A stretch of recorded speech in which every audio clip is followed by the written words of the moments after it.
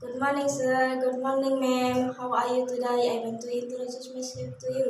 My name is Cucu Juliana. I am 37 years old. I come from Majalengka of Japan. My religion is Muslim. My education is General High School. My status is married. I have baby to number one, 6 years old. Number two, 5 years old. My husband job is farmer.